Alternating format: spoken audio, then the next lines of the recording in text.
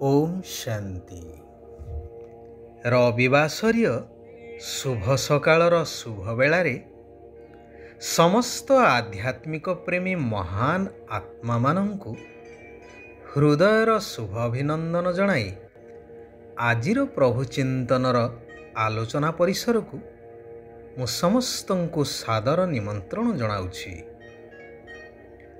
आजिर ई वस्तुवादी भौतिक दुनिया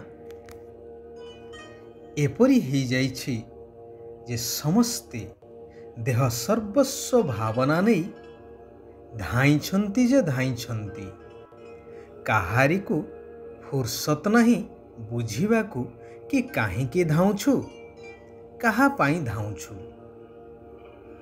सृष्टि नाटकर अटल नियम अनुसार एही चक्र घूरी चलिछि।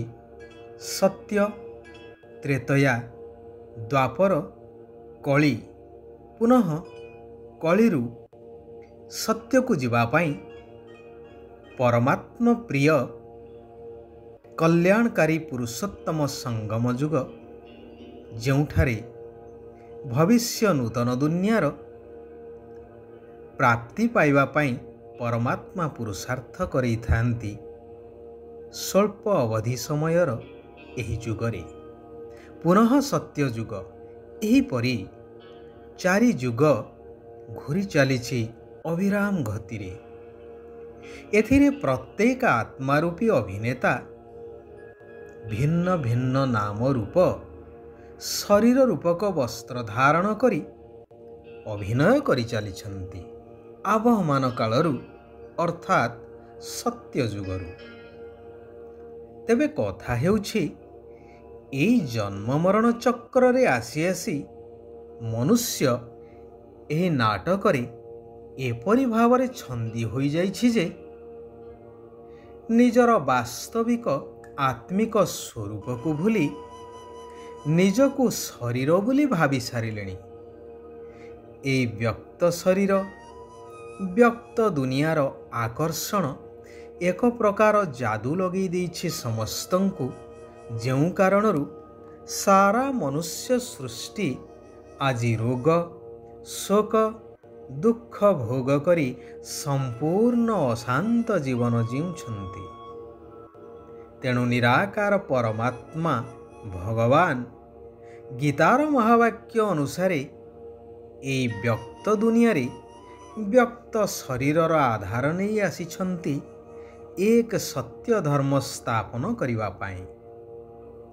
जेहेतु आत्मा माने बहु कालरू देहर बंधन रे रही आसिछन्ति, तेणु एई स्वल्प अवधिर कल्याणकारी पुरुषोत्तम संगम जुगरे सारा पुरुणा विकर्म आउ पापर हिसाब किताब को चुक्त करी भविष्य सत्य जुगी श्रेष्ठ दुनियार श्रेष्ठ भाग्य गढ़िबा पाई तीव्र गतिर पुरुषार्थ करिवार आवश्यकता ही रहिछि।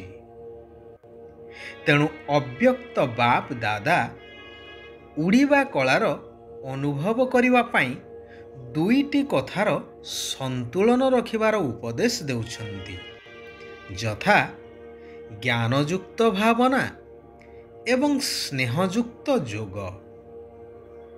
भगवान समस्तंकर उमंग उत्साह को बढ़ाइबा पाई कहउछन्ति, मु निजर स्नेही तथा भावना मूरत आत्मा एवं ज्ञान स्वरूप जोगी आत्मिक संतान मानंकु देखुछि आउ हर्षित हेउछि। एमाने मोर प्रिय मध्य अटंती।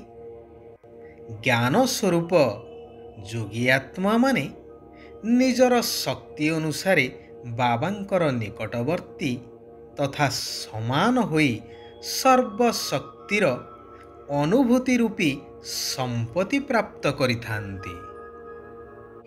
उभय तो प्राप्ति स्वरूप आत्मा अटंती, तेबे उभयंक मध्यरे अंतर रहिछि। स्नेही एवं भावना मूरत आत्मा माने बाबांक ठारू स्नेहर ଅନୁଭବ କରିଥାନ୍ତି, ଶକ୍ତିର ମଧ୍ୟ ଅନୁଭବ କରିଥାନ୍ତି, କିନ୍ତୁ ସଦାକାଳର ଏବଂ ସର୍ବଶକ୍ତିର ଅନୁଭବ କରିନଥାନ୍ତି। ହେଲେ ଜ୍ଞାନ ସ୍ୱରୂପ ଯୋଗୀ ଆତ୍ମାମାନେ ସର୍ବଦା ସର୍ବଶକ୍ତିର ଅନୁଭୂତି ଦ୍ୱାରା ସହଜରେ ବିଜୟୀ ହେବାର ବିଶେଷ ଅନୁଭବ କରିଥାନ୍ତି। ସମସ୍ତେ ତ ପୁରୁଷାର୍ଥରେ ବୃଦ୍ଧି ପ୍ରାପ୍ତ କରିଚାଲିଛନ୍ତି, ହେଲେ କେବଳ ଯୋଗୀ ଆତ୍ମାମାନେ ହିଁ ସର୍ବଦା ଅଚଳ ଅଟଳ ସ୍ଥିତିର ଅନୁଭବ କରିଥାନ୍ତି। ସ୍ନେହୀ ଆତ୍ମାଙ୍କ ମୁଖରେ ଏବଂ ମନ ଭିତରେ ସର୍ବଦା ବାବା ବାବା ଶବ୍ଦ ରହିବା କାରଣରୁ ସମୟ ଅନୁସାରେ ସେମାନଙ୍କୁ ଈଶ୍ୱର ପିତାଙ୍କର ସହଯୋଗ ପ୍ରାପ୍ତ ହୋଇଥାଏ। କିନ୍ତୁ ଜ୍ଞାନୀ ଯୋଗୀ ଆତ୍ମାମାନେ ଭଗବାନଙ୍କର ସମାନ ହେବାର ପାଖାପାଖି ହେଇଥାନ୍ତି, ଅର୍ଥାତ୍ ବାପ ସମାନ ହେବାର ଅନୁଭବୀ ହୋଇଥାନ୍ତି। ସେଥିପାଇଁ ଶିବ ବାବା କହୁଛନ୍ତି, ଜ୍ଞାନଯୁକ୍ତ ଭାବନା ଏବଂ ସ୍ନେହ ସମ୍ପନ୍ନ ଯୋଗୀ ଏହି ଦୁଇଟିର ସନ୍ତୁଳନ ରଖ। ଏହା ହିଁ ଉଡ଼ିବାର କଳାର ଅନୁଭବ କରିଥାଏ। ଭଗବାନ କହୁଛନ୍ତି, ତୁମେମାନେ ମୋର ସୌଭାଗ୍ୟଶାଳୀ ଆତ୍ମିକ ସନ୍ତାନ।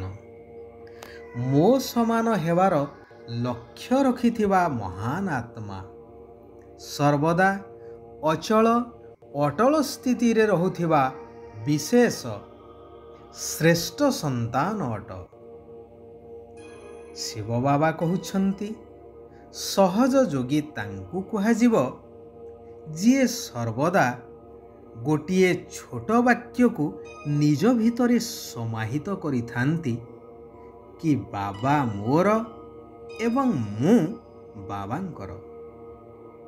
କାରଣ କଥାରେ ଅଛି ନା, जहाँ राम है वहाँ काम नहीं और जहाँ काम है वहाँ राम नहीं।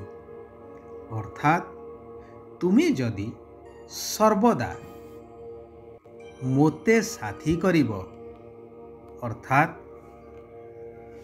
मु तुमर साथी रे सर्वदा रहिबी, तुमे मोते सर्व संबंधरे निज स्मृति रे रखिब, तेबे माया बा पंच विकार तुम पाखकु आसी पारिब नाही। जदि जानिगल कि मोते बाबांको निकटरे ही रहिबार अछि, एहा ही मोर लक्ष्यस्थल, तेबे कर्मधंदा करिबा समय मध्य बुद्धि कर्मधंदा भितरे लगेई रखिबा व्यतीत मो सहित बुद्धि को लगेई रखिबा दरकार, जद्वारा कर्म सुकर्म हेबा सहित सदा काल पाई माया विदाय नहीं जीव तुमठारु। तुमर भाग्य जाग्रत होई भविष्य नूतन सत्ययुगी दुनिया रे श्रेष्ठ पद प्राप्त होई पारिबो। बाबा कहउछंती, मोह रूपक सूक्ष्म सूता को समाप्त करी उड़ीबार कलारे उड़ुथिबा संपूर्ण फरिश्ता हुआ। पुराना दुनिया सहित कौनसी संपर्क न रहू। ई दुनियार कौनसी भी विनाशी पदार्थ देह देहर संबंध आदि ता आड़कू आकर्षित न करू। मन द्वारा अर्थात संकल्प द्वारा शक्तिर एवं कर्म द्वारा गुणर दान देवा ही महादानी हेबा। अच्छा, आजी पाई एठारे आमे माने विराम नेबा। सारा विश्वर आत्मा मानंकर कल्याण हेउ, समस्ते सुख ଆଉ ଶାନ୍ତିର ଅନୁଭବ କରନ୍ତୁ। ଓମ୍ ଶାନ୍ତି। ଓମ୍ ଶାନ୍ତି। ଓମ୍